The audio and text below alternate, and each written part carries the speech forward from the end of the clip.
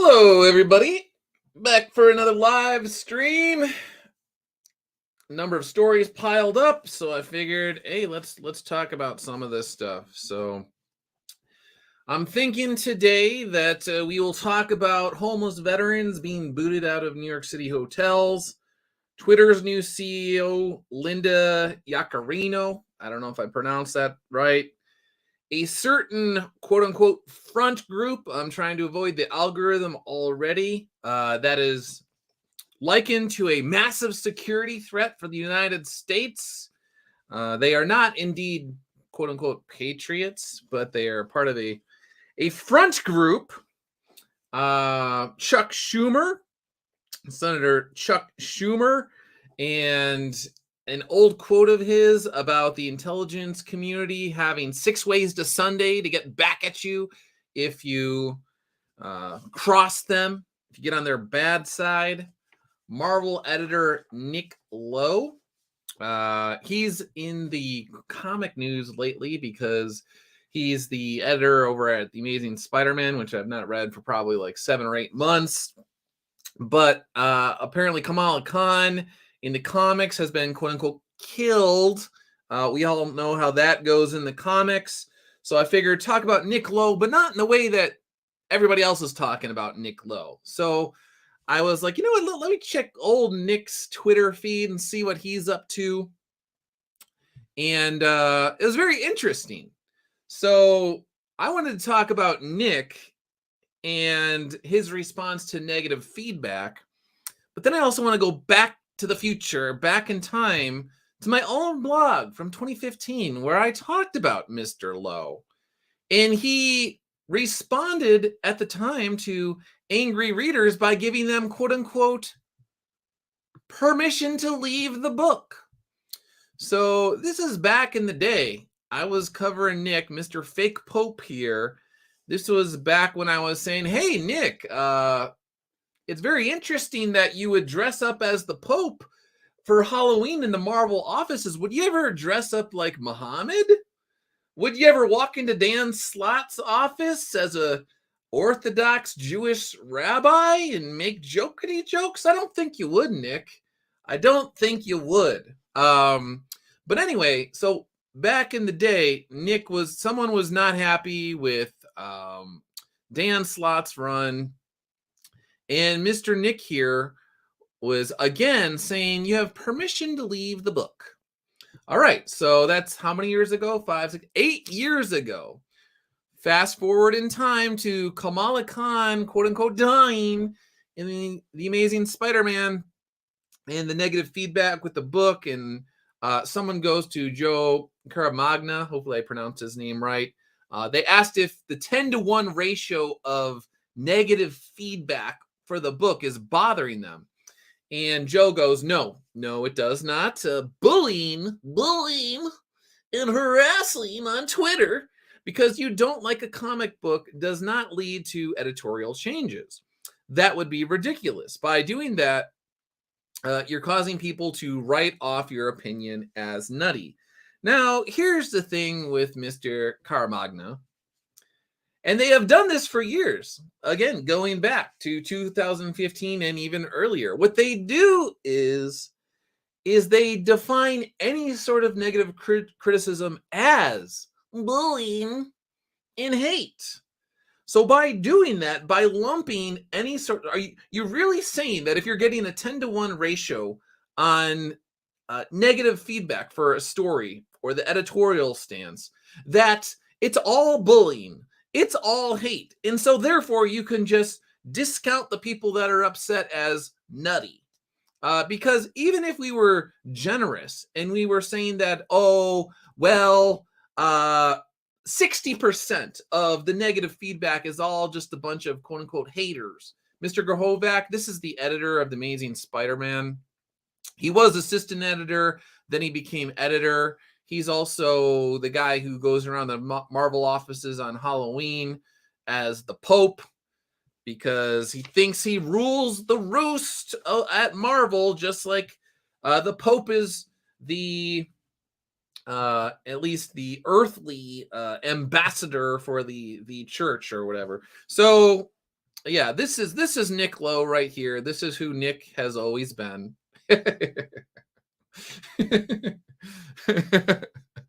So many things to say about Nick.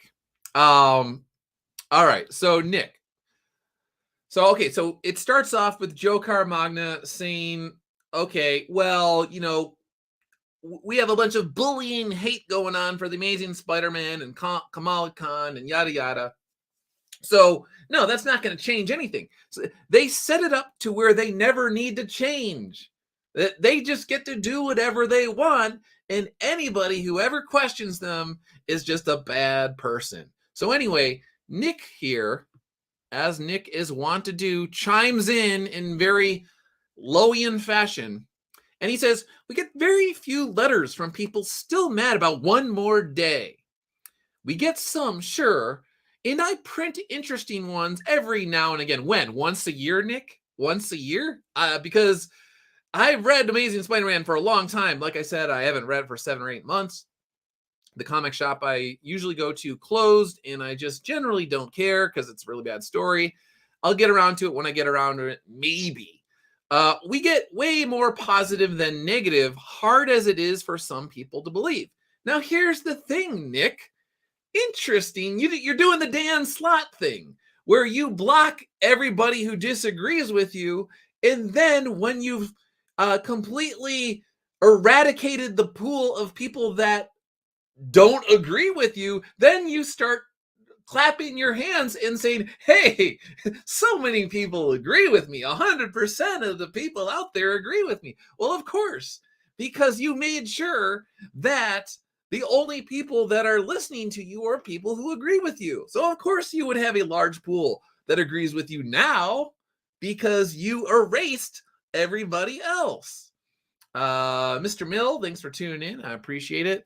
So again, Nick is saying that they only get a few here and there letters. Now, if you're going snail mail, old school, of course, you're not going to get that many letters in 2023, like literal letters. Someone's actually licking a stamp and putting it and then walking into the mailbox and putting it in or whatever.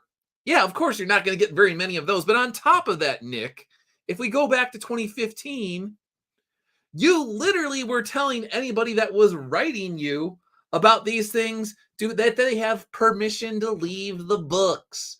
So they took your permission to leave. They walked away. And they're guys like me who maybe, like, I was like, okay, once in a while, I'll pick up Amazing Spider-Man here or there just to see what's going on. And then it was like, okay, well, the comic shop I liked closed.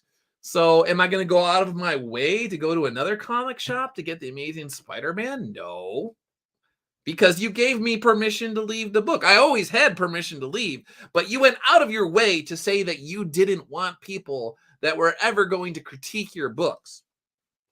Now, here's the other thing that they do as well. So a lot of times they only will respond to the most outrageous critics out there. And they like to shine a spotlight on the people that are just saying the most incendiary things about their books. And then they make that person emblematic of anybody who is disagreeing with them. So they have cultivated their own personal, they complain about bullies and harassment. They cultivated a number of people who are within that realm of behavior where they're just constantly antagonistic. They're just looking for things to tear apart. They're just looking to be negative. If they don't have content for the day, they will manufacture content. They will manufacture outrage. They will manufacture drama. And those are the people that they point to say, see, these are the people that don't agree with our editorial direction. So in multiple ways, they have this multifaceted approach to shielding themselves from criticism because they discount anyone who has a rational opinion or a logical stance in response to what they're doing. And then they say they're not, but what they really are, they embrace the people who are actually kind of jerky, because they want jerks close to them that they can say, this is the guy that doesn't like me. So why would I listen to him? So it's very interesting. Nick, I had your number a long time ago. I do give Nick credit though. I think he blocked me at one time, but now I'm not blocked, so I don't know what's going on. But maybe not. Maybe he didn't. I'm not sure about Nick, but most of Marvel had me blocked for a very long time. These days, I've been taken off a few of the block lists for whatever reason. So that is interesting to me. Let's see. Mr. Gahovac says he looks like a very sane person. Yeah, no, this was, I mean, I really should get back to blogging. I did have a lot of fun with that, but pointing out that this is the double standards and the hypocrisy and who they're willing to make fun of and who they were, not willing to make fun of. Definitely, like I said, you're not going to go into Dan Slott's office dressed as an Orthodox Jew, yucking it up. So yeah, I don't know. Old man says maybe you stop following someone on their blockchain. Maybe, I don't know. Very interesting. I mean, Dan Slott still has me blocked. I don't know if I'll ever be taken off Dan Slott's block list, but actually, I had a dream with Dan Slott a couple days ago. It wasn't last week. And Dan was selling 4 old issues of The Amazing Spider-Man. And I walked into a comic shop when he was selling them. And I was like, hey, Dan, I'll take those off your hand. They were like 1980s comics. And then he tried to charge me some sort, not like completely outrageous price, but it was like higher than they should have been. And I was like, yeah, no, I'll still have them. And then I bought comics from Dan Slott. And so I guess in the moment now, if I'm trying to unpack the dream, what does it mean? It means I don't really have a thing against Dan Slott. I'm perfectly willing to walk up to Dan Slott and talk to him. And if Dan Slott has something that I want to buy, I have no problem buying it from him. I don't really have any animosity towards Dan. But when Dan acts like a complete doofus, sometimes you got to call people out for being a doofus. Substance Steve, thanks for tuning in. Really appreciate it. So anyway, I guess tying it all back to the Kamala Khan thing and the quote unquote death. I mean, it's comic books. I saw, like, my Twitter was, I don't want to say blowing up, but I saw people talking about it. And I was like, why? First of all, why are you so invested in it on this level in 2023? When you say that you're not invested in these things, but you're clearly very invested in it. And also, why are you pretending as if they're not going to just bring Kamala Khan back right in time for the Marvels movie or whatever it's called with Brie Larson and I don't know, whoever all the Marvels are. There's like 3 of them in one movie, and it's going to come out. And so she's dead now, but they are timing it so she will have a triumphant return for opening weekend of the Marvels movie. Probably. Or she will definitely have a triumphant return. So if you're dunking on Marvel right now and pretending as if they killed her and they're never going to bring her back when she's literally in Disney Plus television shows and Disney Plus movies, and they have Kamala Khan gear down in Disney World in Florida, if you're acting like somehow you owned the SJWs because Nick Lowe and all of his liberal friends at Marvel killed her, you're in for some disappointment. But I guess when they bring her back, then you can create more YouTube videos and say, oh, and send super chats because Marvel is evil or something along those lines. I don't know. So you get content either way. You could pretend like you're a winner one day, and then the next day you could pretend like you're still winning, but you have to keep up the fight against the SJWs or something along those lines. I don't know. But it's funny how if you're on YouTube and you hate Marvel, that you win either way. You get super chats either way.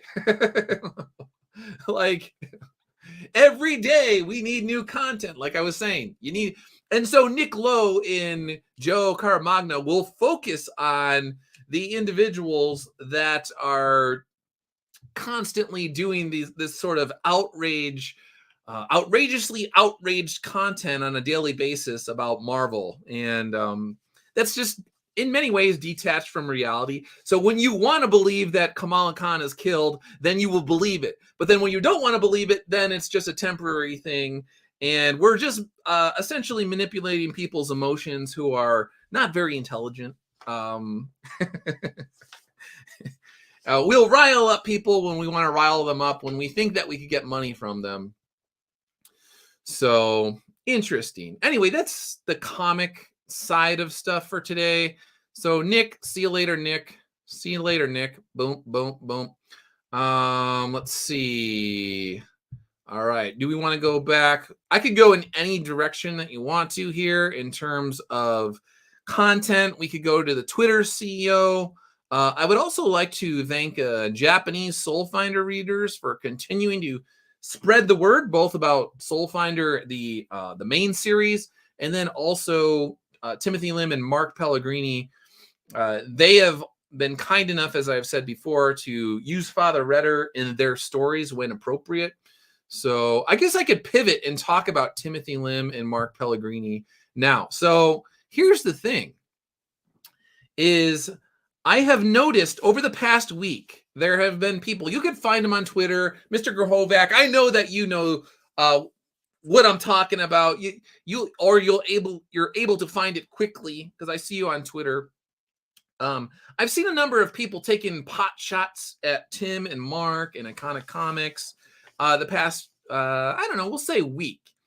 And I have decided I'm sort of like I'm in the forest. I'm looking through the weeds with my binoculars, and I'm studying the species of Timothy Lim and Mark Pellegrini haters out there. And I believe there's two species. There's two that I have definitely identified, but there's probably more. You could let me know if there are more.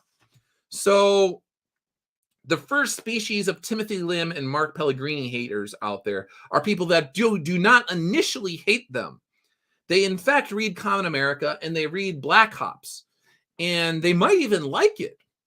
But then at some point in time, they come across their political parody books and they come across My Hero Macadamia.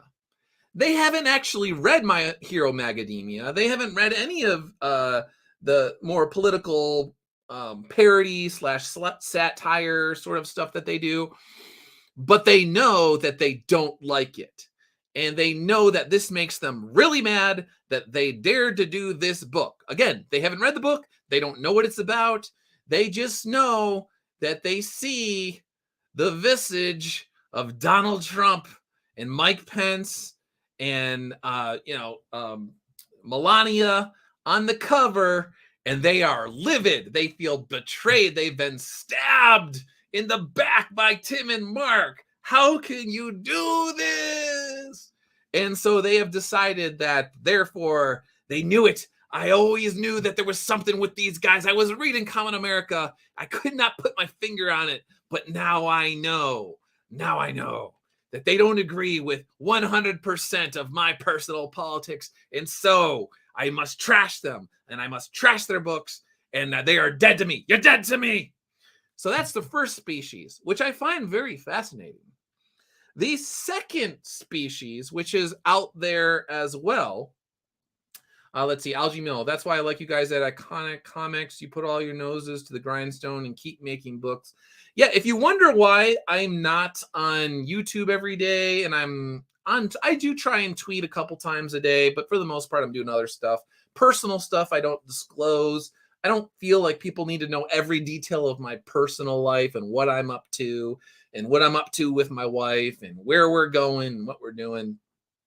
Is I'm doing book stuff. So right before I came on this particular stream, I was emailing somebody who is printing some Soul Finder stuff for me, and they got to send it across the country to somebody else. Well, I mentioned it in the past. So I'm the Soul Finder soundtrack that Shilava did last year, that there is the CD on the Iconic Comic websites. I wanted to have vinyl. So this is almost a year and a half now, maybe even 2 years. I started the process to get the vinyl made through Third Man Pressing, which is Jack White's label. And that's all done, but they can't print the actual vinyl until they get the covers. So I needed to wait for artwork, and I had to get that, and then I had to get the proper credits put onto the artwork, and then I had to figure out the printer that I wanted to use to do the vinyl covers, 12-inch vinyl covers, and they needed to be quality dudes. So I found some guys in California that can do it. And they are finally able to get this done. I think it's either done or will be done within the next, week or so. And they will send the covers to Third Man, and then Third Man will print the vinyl and pack it into the covers, and then ship them to me. Anyway, I was circling back because I was like, hey, I need to give Third Man the heads up on when you guys are sending the covers over, like, what's up? And so they should be ready within a week or so, and then they're going to go over to across the country. Anyway, I don't know.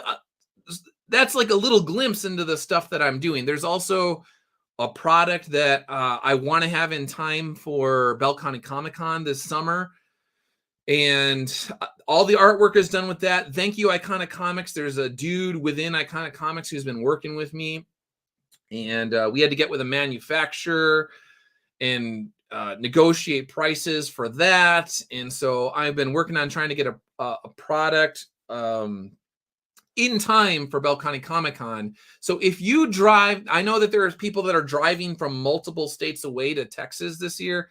If you drive multiple states away, if you're driving hours to get to Bell County Comic Con and I have this product, I'll just give you one for free because I'm just very grateful. Anyway, and then there's another product that we're working on that I want to get out down the line, but it's not even like really a big deal, but it's basically a t-shirt that I wanted, but I did not want to have cheap t-shirts. I don't want to have t-shirts like everybody else. I want them to be made of a very specific material. I want them to be printed in a way where it does not look like it's toothpaste ink that was like just put on there. I want the actual shirt to look cool. I want it to be a shirt that if you're going to the gym, you would wear the shirt every single day or multiple times to the gym. This is my gym shirt. This is the shirt that I wear out. When I go to a restaurant, I would want to wear my Soul Finder shirt. So it took a while to figure out, okay, well, what is the exact material? Is it an athletic material? What is the ink we're going to use? Who are we going to use to manufacture? I don't want some shirt that looks like the free shirts that they give out at a baseball game, and it feels like it's made out of cardboard. And you're like, I can't even wear this. It just makes me itchy. It's gross. And then the picture is cheesy, but it technically has the thing that you like on it. So maybe you'll wear it once in a while, and usually you wear it as a joke. I don't want that. I want it to be a cool shirt. So that's the other thing that I'm working on, and that should be done soon, hopefully. So we'll see. But there's all these other things that are going on that, yeah, I'm concentrating. So Soul Finder Volume 5, I'm writing the climactic scene now, and I figured it out. I just got to write it. So there was like a few things where I was like, this has to be good because everything's building to this point. I cannot screw up the climax. It has to be good. And so I figured that out. But there's one more detail that I want to tweak. I'm like, I got to figure out how do I make, what is this demon? What's the form he's going to take right here? The demon has to, basically Blackfire is involved as usual. And then there's another demon. So what exactly form are they going to take? They've taken other forms throughout the story, but in the climax, what is the form that they take? And they have to take the form of specific deep sea animals. But I think I figured it out, at least one of them. So these are the things I'm working on. I'm not really I don't care about doing daily YouTube content anymore. It would actually hurt me long term if I was allocating way too much time to just doing constant streams and constant videos and editing for 4 hours a day. I don't want to do that. People want good books. That's what they want. That's what they expect out of Iconic Comics. If I'm only getting one book out per year, but it's 72 pages or 80 pages or whatever, I'm fine with that. But it has to be good. I can't be fooling around. The quality has to be there. All right. So we have the species of Tim and Mark haters who cannot stand My Hero Macadamia and they freak out. But then the other ones that are out there that I saw this week are the people that think Tim and Mark are evil masterminds who simultaneously hold down full-time jobs. They have productive family lives. They're getting out 3 books a year. They're going to multiple shows a year, but they're also in ways that we don't know for sure, but it has to be true. We know that they're like Claw from Inspector Gadget, combined with Darth Vader and whatever stereotypical images of Dick Cheney that liberals had years ago as some evil puppet mastermind or something along those lines. And they're Claw and Darth Vader and evil Dick Cheney, a stereotype, all rolled into one. We don't know how, but that's exactly what they are. So very, very fascinating to me. If you have any other species of Tim and Mark hater out there, let me know. I will be on the search for them. So I saw this guy on Twitter, and he was saying that Tim and Mark are bad. They're bad guys because they don't help other creators. They're only looking out for themselves. And I thought it was really funny. And you're like, Doug, why don't you just pull them up on Twitter right now? Because I don't want to shine a spotlight on these guys. If you're on Twitter, you can find them. They're kind of embarrassing. But the idea that Tim and Mark only look out for themselves is just literally not true. They've helped. I mean, I could talk from personal experience how much they've helped me over the years. Eric Canetti has been on record as saying that Tim and Mark helped him quite a bit over the years. And I mean, I could just go down the list of people that they have helped, but it is not my place to say. And they don't even draw attention to the people that they tried to help over the years. But the thing is many times, this is me only speaking from personal experience. You will get someone who will ask you for help, and then you will help them, and then they will respond to your help by spitting in your face and getting upset at you because you didn't help them enough. So whatever you did for them, you didn't do enough. You could have done more. And so then they get mad at you for that. And so at some point in time, it just becomes ridiculous. And you're like, why am I helping these people? Every time I try and help somebody, they get upset at me. And then they start going online and making up lies and just saying all sorts of like cockamamie things that are just not even true. Why would I? No, I'm not doing that. But the question then remains, when did Mark and Tim ever owe other people something for their particular projects? Like, why is it Mark and Tim that they're the ones that need to go out of their way? And exactly what are they supposed to do? How are they supposed to help someone? Who exactly are they supposed to help? I would like to know, because I don't know exactly what is the litmus test for trying to help these people. I don't know, because it seems like do you want them to just give them money? Do you want that? What are they supposed to unsolicited just go out there? Or is it that they need to have a YouTube channel where they're looking for indie comic creators and then they're telling you to buy particular books? Is that what you want? Is you just want them to have a YouTube channel where they just shill for other people? Doesn't matter if they like it or not. When did it become their responsibility to make sure other people's projects succeed? Because I don't think that's the case. And on top of that, again, these guys have full-time jobs. They're putting out 3 books a year. They're going to multiple shows. Like, when do they have time to suddenly become the caretakers of whatever indie indie comics guys that you want them to rock-a-bye baby and take care of their campaigns. But again, the reason why these guys are ridiculous is because if you actually pressed them on this sort of thing, they wouldn't really have anything. They just really don't like Tim and Mark. And so they're just nitpicking. They're just trying to find an excuse to be like, I don't like those iconic comic guys. Those guys stink. Ugh. So, but you know what's very interesting is a lot of times these very same people, they will be like, iconic comic stinks.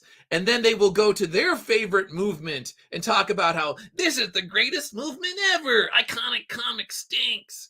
Well, if iconic comic stinks so much, then how come people who have nothing to do with iconic comics keep contacting people like Matt Weldon for work? Because if iconic comics stinks so much, you wouldn't be going to Matt Weldon and asking him for covers, but you do ask him for covers. So now, let me be very clear here. Mike Baron has, as far as I know, have never said anything bad about Matt, and they have a very good relationship. So I have nothing against Mike Baron. So if someone wants to try and take that out of context, that's not what I'm saying. I'm not talking about Mr. Baron. I'm talking about the people that bash iconic comics and bash iconic comics as a whole, and then try and pretend as if iconic comics is just this like evil entity. But then you have people who are constantly coming to iconic comics for work. Very interesting.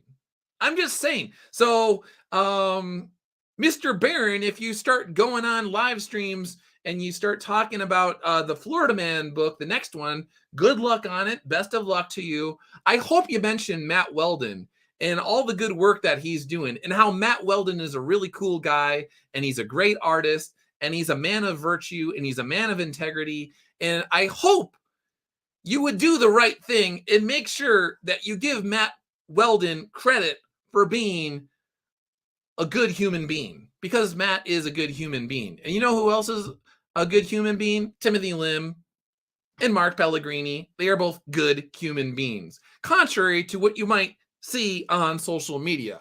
They're all good guys. All right. Speaking of the opposite of good guys, we have this particular front group. So let's see. Captain Cummings is here. Indie Comics is very 80s punk. The successful bands are sellouts. Mr. Grohovac, iconic is evil because they raise money without the drama. Let's see. Who drew Florida Man in the end? I actually don't know. I don't know who the off the top of my head, I don't know. So I apologize for that, but I know Mike Barron's involved, and I don't know about the other. I know that there was legal issues or threats of legal issues with the first book, but I'm not up on it enough to really talk in any like intelligent way or with any sort of authority. So, all right. So comic stuff basically done. Let's talk about this. This group ticks me off. I shouldn't even say the group as much as the media response to the group, because the group is fake. They're fake. So a few days ago, the president was giving a speech at a historically black college, and simultaneously as he was giving the speech and saying how quote unquote white supremacy is the biggest threat to the nation, and that's what we have to do with, simultaneously, right when the president was making those responses, these guys who always show up when a narrative needs to be pushed that white supremacy is the biggest threat, they always seem to just show up right at the right time to push that narrative. They are in Washington, D.C., and they are marching. They're completely anonymous. They got their goggles on. They got their shirts pulled up. They got their dorky suspenders and their Hydra uniform, and they're out there. We don't know anything about them. They're a mysterious group that they're just this racist entity that they're going to come and they're going to get you. We don't know anything about them, but we know they're bad and we know they're evil. And then they literally got a police escort. DC police escorted them into the metro so nobody can follow them. So they can just woo, like the fog. They just disappear out there. And then they'll come back again when they are needed to forward the narrative that the United States is the most racist country on the face of the earth. Despite the fact, you get into the immigration stuff, we literally have waves and waves and waves of people from all over the world coming through the southern border. Mexico, China, all sorts of parts of South America. Literally, people on the real terrorist watch list from like Afghanistan are coming in. They caught people on the terror watch list coming in through Mexico. Who got through that we don't even know about? So they got a police, these guys right here, they got the police escort. No one could follow them. Now, I lived in Washington, D.C. for many, many years. And I went to the Washington Monument in that area many, many times. The police just don't give escorts to people. So that would have actually taken a certain level of coordination in terms of making sure that people were blocked off from, I think it was Judiciary Square, making sure people were blocked off from following them. But then what you also need to do, if you're going to do that sort of thing, is there are other trains that are arriving at Judiciary Square roughly every 20 minutes or so. So they had to then make sure that these individuals were shielded from arriving trains as well, most likely, because what would be the point of shielding them from one side if you're not going to shield them from the other? So there actually had to be a certain level of coordination to make sure that these guys, of all the people out there that you wanted to make sure that their anonymity was protected, that they were able to get away from everybody and disappear. Why would you do that? Why would you do that? Very, very, very interesting. But we don't know about, so that's the thing, is journalists don't seem to care about who these people are. And if these people really were the threat that the federal government, including the president of the United States, says they are, remember back in the day, after 9/11 and the Iraq War, you had all of the most wanted, the FBI and the CIA and all of these people, they were plastering their faces everywhere. It didn't matter that they were hiding in caves in Afghanistan. They were able to find pictures of these guys. They were able to identify them very quickly and plaster them all over social media and say, these are the guys that we are going to after. These are the dangerous people. How come they're not doing that with this group? How come this group, nobody seems interested in identifying who they are? Why are they allowed to just be a weirdo, stereotypical boogeyman and just get away with it? Why? Because, like I said, they're a front group of some sort. Somebody with a lot of money is funding these individuals, and they are not what they purport to be. They literally have front in the name. It's like whoever is funding them is mocking real, quote unquote, real conservatives, principled conservatives, because they put front in the name of their group. So they're letting you know that it's fake, but they also are rubbing salt in the wound because they know the media will run with it as if it's real. So they're just sticking it in the face of anyone who's a legit conservative, like, we could demonize you all we want and there's nothing you can do about it. Yeah. And we're gonna clothe these guys in the absolute this is like some sort of liberals, excuse my language, wet dream of what a racist conservative would look like. They would be adorned in the flag of the United States. They would have dorky suspenders. They would be get the khakis on, and they got the navy blue shirts and all of this. And so they're like, everything about this is geared towards essentially simultaneously mocking conservatives, but also demonizing them at the same time. But again, like I said, with a fake group. So it's doubly and triply insulting because whoever is funding them is able to get away with it. And the media is also running with it as well. So I was saying on Twitter, the first real journalist out there who digs into these guys and who they are and what they're about, and they really try to find out who the members are and what's going on with them, they will have an amazing story on their hands, because these guys are not who they seem to be. It doesn't pass the smell test. If you go back to the Tea Party and just keep going back, principled conservatives do not hide their faces. They don't say like, oh, you can't know who I am. No, they go out there and you're like, yeah, no, here's my real name. Here's who I am. And this is what I believe. And what I believe is in line with the Constitution and the Declaration of Independence and the Federalist Papers.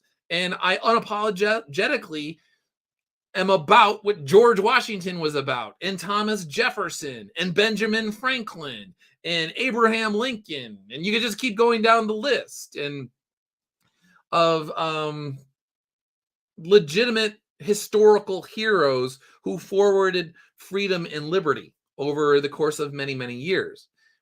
Principled conservatives do not hide behind masks like this. So that is what Antifa type groups do. This is not what legit conservative groups do.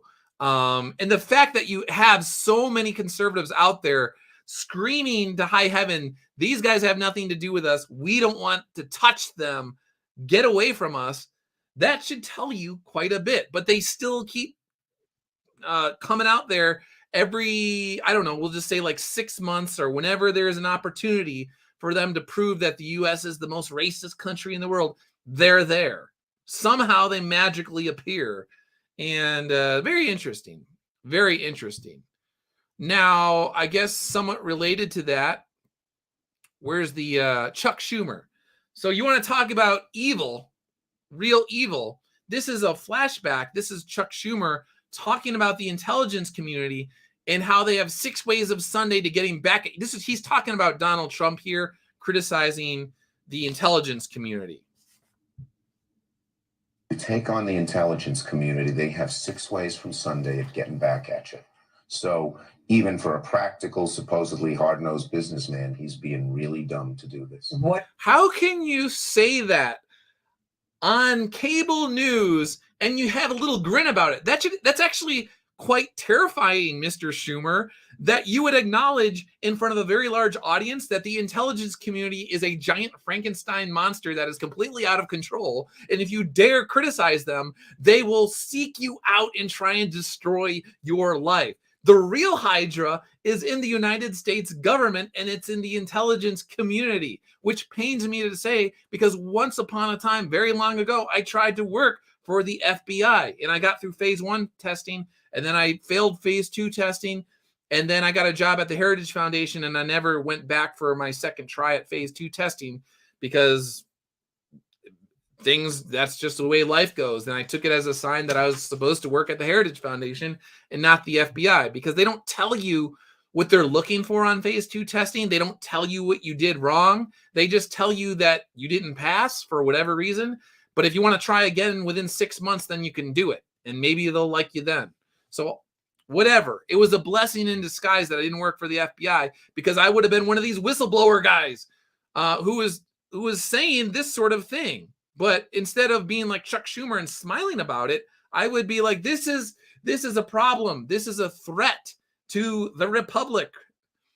What do you think the intelligence community would do if they were moved? I don't know. So even Rachel Maddow was like, what? She like hears this, and she's this liberal woman here, and she's like, wait, what would they do to a guy? I don't know. Maybe they would just make up all sorts of stuff and then launch investigations into a president and then spend his entire tenure in the White House investigating him and then going on cable news shows and talking about how he's a Russian agent and he's trying to destroy the United States when it's all fake. Maybe that's what they would do.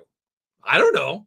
But from what I am told, they are very upset with how he has. They are very, very upset with him, from what I am told. Who told you, Chuck? Who told you? It sounds like you're friends with these people who have 6 ways of Sunday to getting back at you, because from what I am told, you're told by the same people who essentially created a fake conspiracy about Donald Trump and then tried to drag him through the mud for years. That's what you're admitting right there. Hindsight is very interesting on this. Treated them and talked about them. And we need the intelligence community. We don't know what's going. Look at the Russian hacking. Without the intelligence community, we wouldn't have discovered it. Do you think he has an agenda to try to dismantle parts of the intelligence community? I mean, this form of taunting hostility. Whether you're a super liberal Democrat or a very conservative Republican, you should be against dismantling the intelligence community. Okay, check out that last little part there. He basically kisses the intelligence community's butt and says this is what's going to happen to Donald Trump because he said some bad things about them. He dared to say that maybe they're out of control. Look at the little nose swipey right there. Intelligence community. Whoop. Whack, whack, whack, whack, whack. No swipe, no swipe. The nose swipe is this nonverbal communication like, yeah, I gotcha. Yeah. He's letting them know, he's letting his friends in the intelligence community know, I'm one of you. You can do, I take my orders from you, intelligence. I would never say anything to hurt your feelings. Whatever you want to do to Donald Trump, you got the green light from me. Even though you're in control, if I had the legit green light, go for it, buddies. Go for it. We're all on the same page. We both don't like Donald Trump. No swipe. That no swipe to me was, oh, man. Dismantling the intelligence community. Boop. Sending a message right there.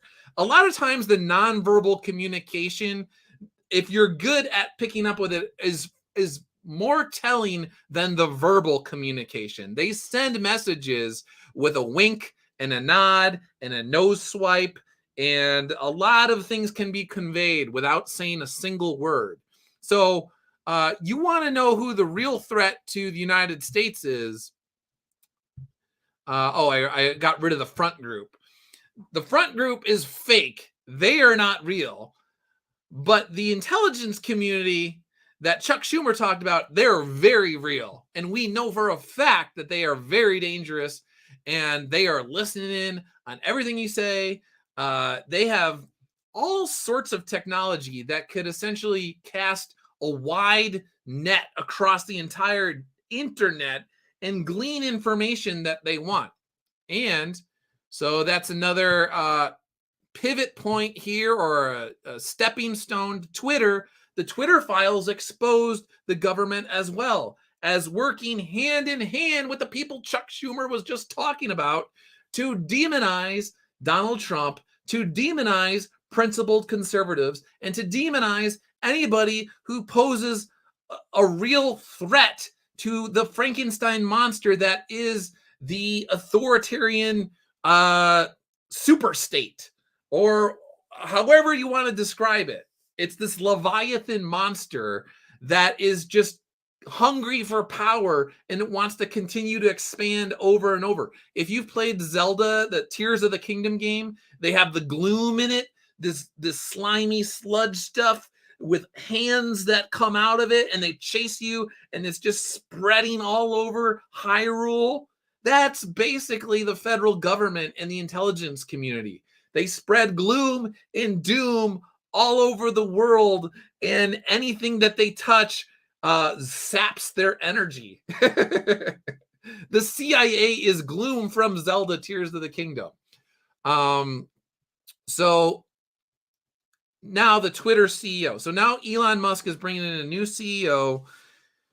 And it's weird because you don't want to make the same mistake twice. But then you have this woman coming in who she is part of the World Economic Forum, which is speaking of gloom and doom and wanting to spread all over the world. That's these people. And she's deep in bed with them. And then on her LinkedIn profile, she literally calls herself a quote unquote global leader. If somebody calls themselves a global leader in a conversation when you meet them, then they have control issues. Then they have hubris issues. This is somebody that you want to watch like a hawk.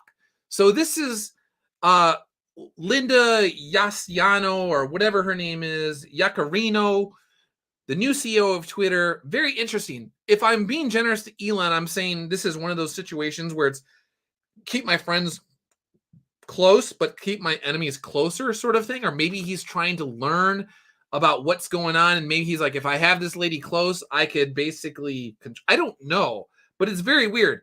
It's like he's inviting the next batch of Twitter files to essentially be about him trying to destroy him, because I would not trust this lady as far as I can throw her. And someone out there is like, Doug Ernst would throw women. Well, if she was an evil woman and she was trying to destroy the nation with World Economic Forum initiatives, there might be a situation where you might need to throw that person. Will you commit to be a little more specific and not tweet after 3 a.m.? People in this room would like to see that. We'll make them feel more confident. Why is the new CEO of Twitter back in the day, why is she acting like she's Elon Musk's mother? Elon, you're tweeting. You need to go to bed, Elon. Elon, I know that you're in charge of the Boring Company, and I know that you're in charge of all sorts of AI stuff, and I know that you're in charge of not Twitter, and I know you're in charge of Tesla, but you got to go to bed, Elon. You got to get your nighty-night sleep. Don't be tweeting. Started to tweet less after 3 a.m. But I mean, it is important that, I mean, if I were to say, yes, you can influence me, that would be wrong. That would be very wrong. So to his credit, Elon is at least saying like, hey, you're not going to influence me. I'm going to tweet when I want to tweet. He's actually being very nice. If I was this lady, I would have said, who do you think you are? Why are you acting like my mother? That my mom would tell me to go to bed if I was staying up too late. And so this is very, very strange behavior by you, Miss Yacarino. Like, do you understand? Do you have any self-awareness? Do you understand how strange that you appear to any grown man, telling him not to tweet after 3 a.m.? This is very bizarre. That would be a diminishment of freedom of speech. But I want to be specific. Jim Tuner, Doug Ernst will throw women. Now, here's the thing. I was at Mass on Sunday, and there was a crazy woman who actually went up to the front of the church, and she was screaming at the priest. And now she had mental issues, so I feel very sorry for her. But she was screaming at the priest and all sorts of crazy stuff, and she was eventually led out. But to me, if somebody is getting violent, if somebody is a threat to the safety of others, if you're a man or a woman, we gotta neutralize the threat one way or the other. I'm gonna try my best to just restrain you, but if you are a violent individual, we gotta make sure that you are under control. So one way or the other, if you are a violent person, if you are threatening my priest during Mass, if it comes down to it, bad. Well, how do I say that? We're going to stop the threat. We're not going to let you just do what you want to do. It just keeps. Doug, you're digging your own grave. People are going to take this out of context. Let them take it out of context. Phil Cummings, the first time I went to Mass, an altar boy passed out from locking legs. When I was a little kid and I was at Mass, I felt bad because a couple times the altar boys would pass out. And and I always thought it was the funniest thing.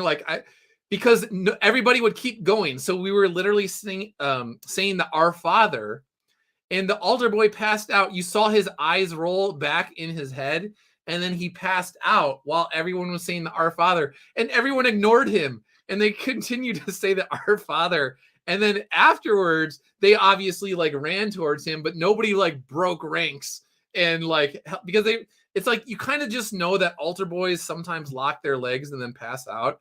But it was when I was a kid, I was like, what? And I thought it was the funniest thing. Now I would not laugh at the altar boy, because you could actually die if there was concrete or it was a hard surface floor and you hit the back of your head and you fall. You could actually really hurt yourself. But when I was a kid, and that would happen once in a blue moon, an altar boy would lock his legs. And when I was in the military, there would be guys that would lock their legs during ceremonies, and they would pass out. And some of them actually were drinking the night before. So, but for my entire life, I have been witness to people that are locking their legs when they shouldn't lock their legs. And going overboard about influencing. It's more of an open feedback loop for the advertising experts in this room to help develop Twitter into a place where they will be excited about investing more money, product development, ad safety, content. I like how Elon's just like, yeah. No, I get what you're saying. Yeah. So this is a good sign in that respect, that she doesn't really sway him. Like, he knows what she's going to say, and he's listening, but he's like, yeah, I know. Moderation. That's what the influence is. Yeah. Will you commit? So she wants advertisers to come, but what kind of advertisers? And I just think at some point in time, if you're going to stay principled, there are certain advertisers. The advertisers need to know, we are not going to compromise our principles. If you want to come here, then come here. But if you're going to try and dictate World Economic Forum initiatives to Twitter, then you are not welcome here. So if Elon sticks to that, fine. But if he starts allowing all sorts of weird stuff in, which you never know, that is kind of sad. But I'm not optimistic about this woman. I either see her quitting after being there for less than a year, or I see her stabbing Elon in the back and going scorched earth against him on a long enough timeline when she gathers enough evidence to take him down.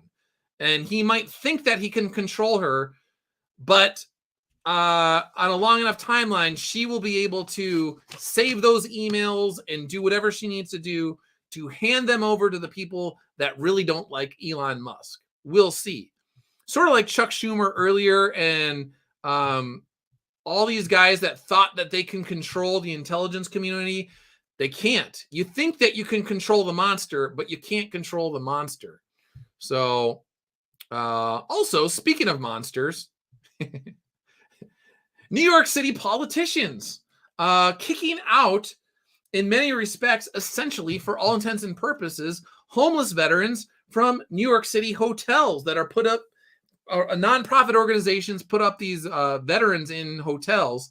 And New York City is now coming in and saying, we'll offer you more money if you will put illegals in there. We have all these people coming in from South America and Mexico and China and Afghanistan and who knows where else. And we want them to be in the hotels. And we're going to pay you much more money than these nonprofit organizations that take after the veterans of Iraq and Afghanistan wars and Vietnam, etc. We're going to offer you more money. So can you kind of boot those guys out? And they're like, yeah, that's what we're going to do.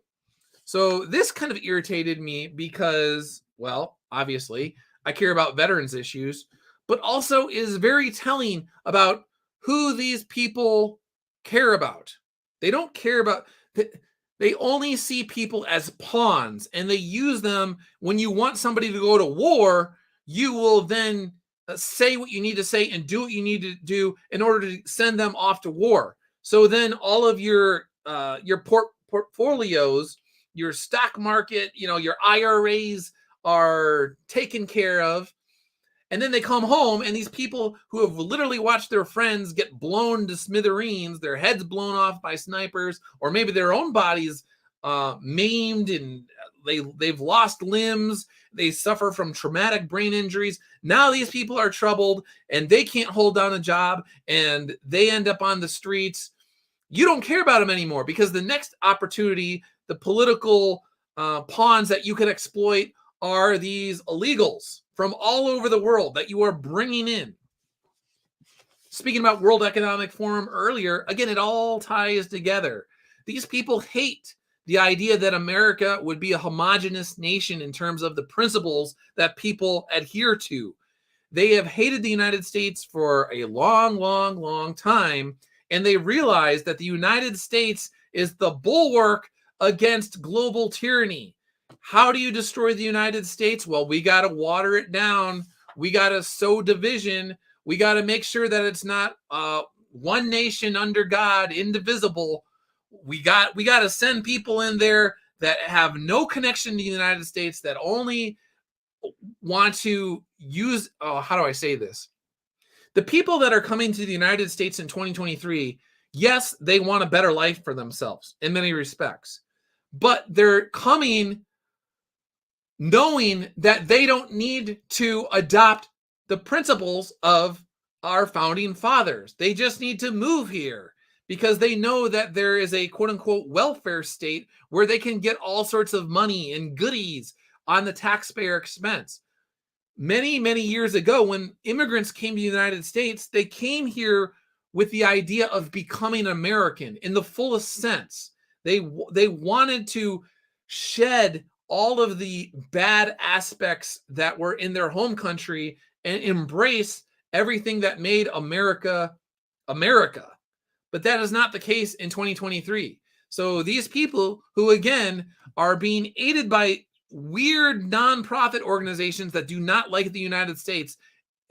They don't like the idea of the United States and the American experiment as it once was at our founding.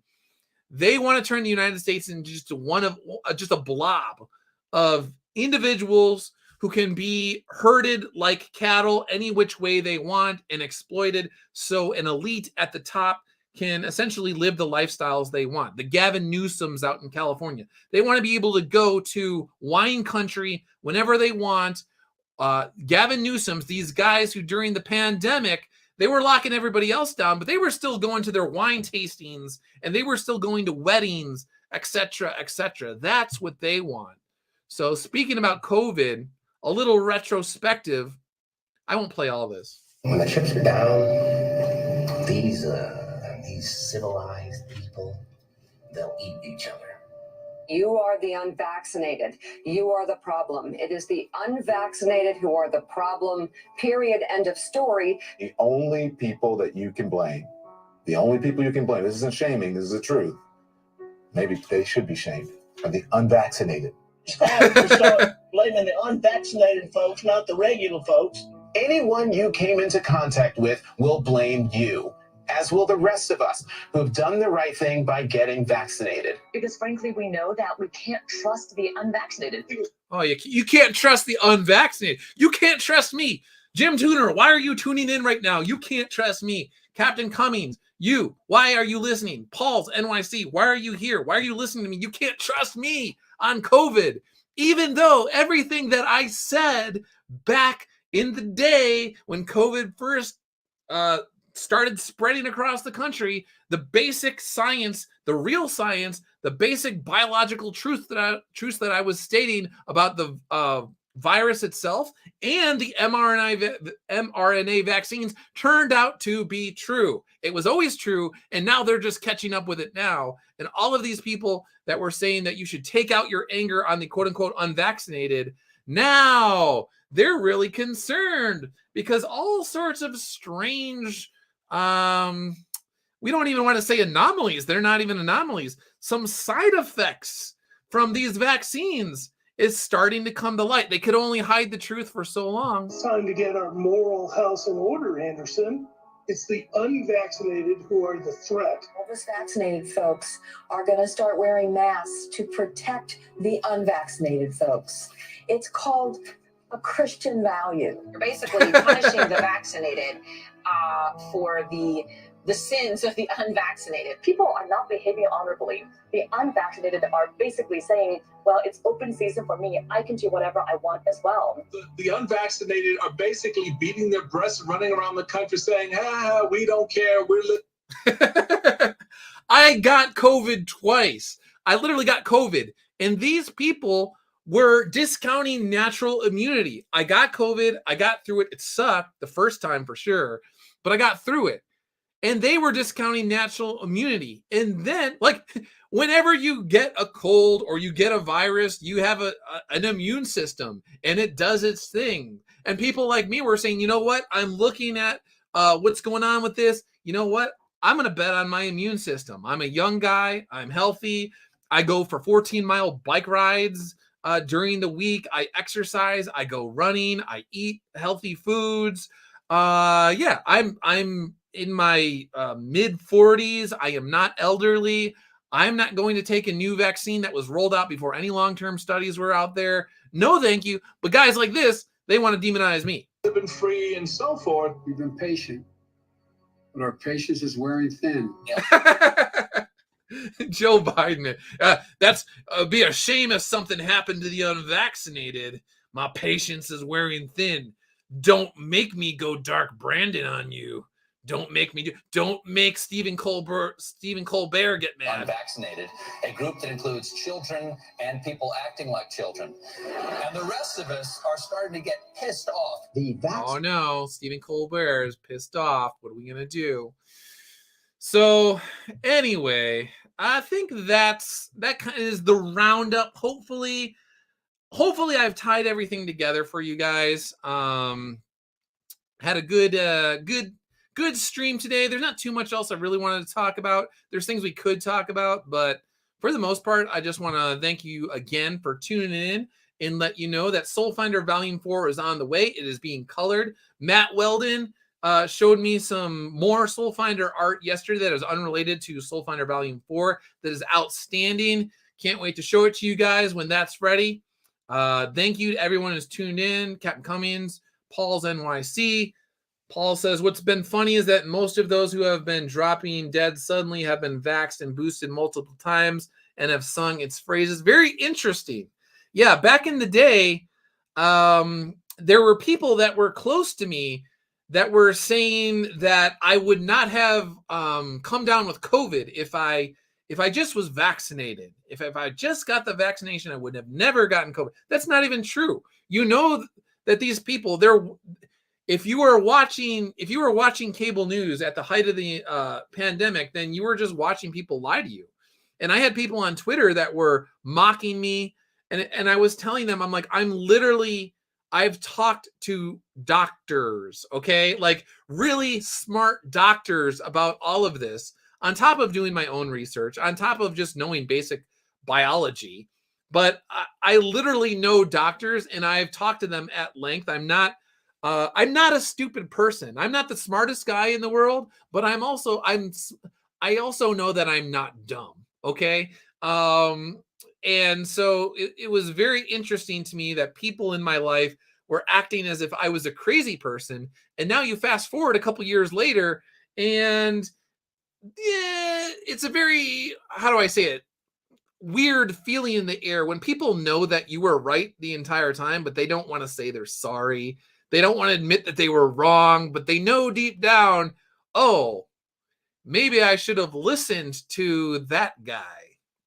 So that's okay. But thank you to the media for needlessly driving wedges between friends and families during COVID. I really appreciated that. I really appreciated you sort of just sticking a knife in us and twisting it and saying like, ooh, have fun with your friends and family now that we're causing needless arguments between you guys. I really appreciate it. Thank you. Thank you, media, corrupt politicians. Very cool of you to do that. Paul's NYC, Weldon's art has been getting crazy impressive.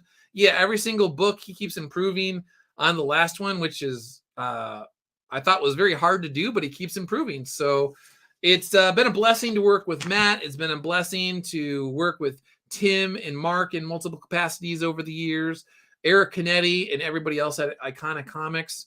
So yeah, stay tuned. A lot of fun stuff coming your way. Thanks to everybody that is tuned in today. I'll be back with another broadcast, another live stream in the somewhat near future. I just need to let some stories kind of pile up, and we'll talk about them. So thanks again for everything, and I'll see you guys later. See ya.